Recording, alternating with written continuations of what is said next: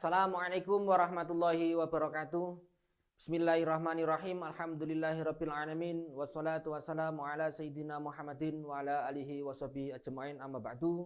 Kami dari MTS Ma'arif NU Kota Blitar akan menyampaikan kaitannya dengan alat-alat yang digunakan untuk bersuci. Yang pertama adalah air sebagai alat bersuci, yaitu yang paling utama dan yang paling sempurna. Tetapi dari sini tidak semua air yang ada di lingkungan kita itu bisa digunakan untuk bersuci. Sekarang kita membahas kaitannya dengan pembagian air yang ditinjau dari segi tingkatannya. Yang pertama adalah air suci dan mensucikan. Maksudnya adalah airnya itu suci dan bisa digunakan untuk bersuci. Dalam kelompok air suci mensucikan ini, yang pertama adalah air hujan. Air yang turun dari langit, air hujan itu tergolong air yang suci mensucikan, artinya bisa digunakan untuk berwudu, bisa digunakan untuk menghilangkan najis. Yang kedua, yaitu air laut. Air laut juga tergolong air yang suci mensucikan. Bahkan di sini juga di dalam hadis disebutkan bahwa air laut suci dan mensucikan, bahkan bangkainya pun itu tergolong halal. Air yang ketiga yaitu adalah air sungai. Dalam hal ini air sungai adalah juga tergolong air yang suci dan mensucikan. Kemudian yang keempat, air sumur. Air sumur dan air sumber itu juga termasuk dalam kelompok air yang suci dan mensucikan. Dan yang kelima dan yang keenam itu adalah air embun, air salju, itu juga tergolong air yang suci dan bisa mensucikan.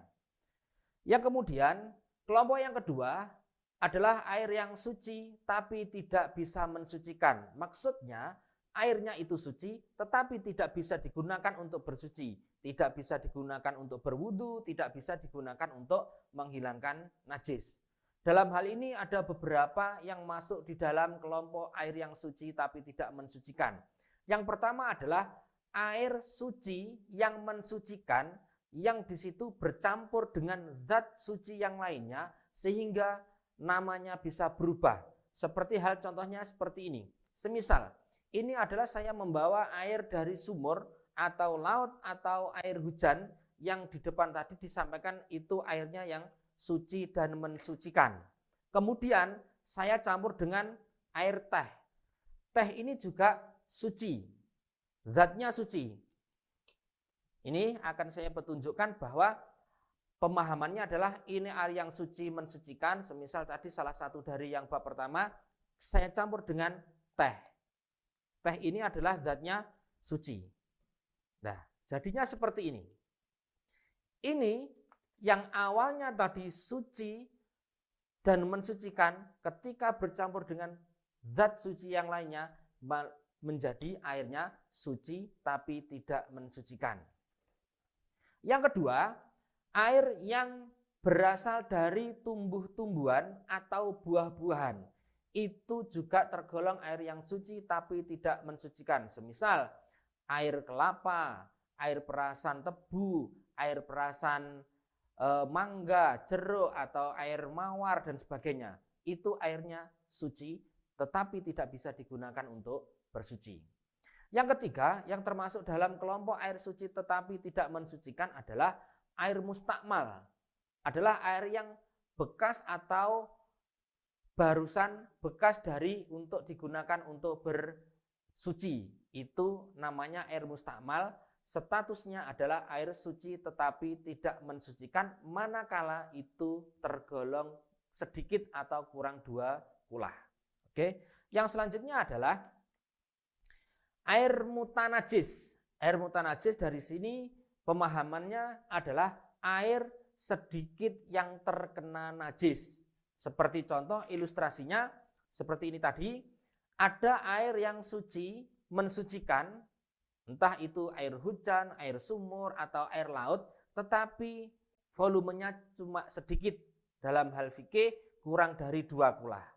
Ketika itu nanti air ini terkena najis, saya ibaratkan ini adalah kotoran hewan, najis, ini terkena sedikit pun seperti ini sudah tergolong air yang mutanajis. Artinya air yang terkena najis. Berarti air mutanajis itu air yang najis, tidak bisa digunakan untuk bersuci.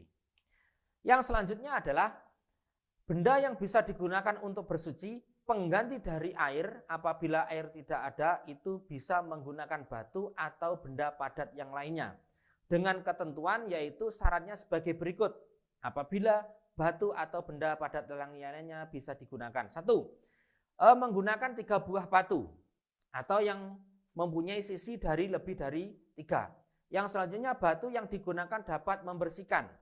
Najis belum mengering, najis belum berpindah, najis tidak bercampur dengan benda yang lainnya, najis tidak meluber, dan batu dalam keadaan tidak basah, berarti harus kering, dan batu dalam keadaan suci.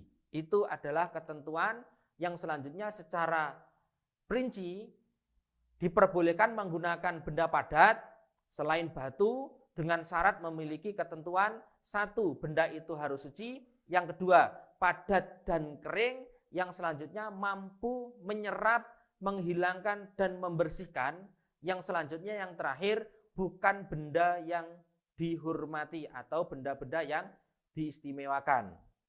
Demikian dari pemahaman benda-benda yang bisa digunakan untuk bersuci.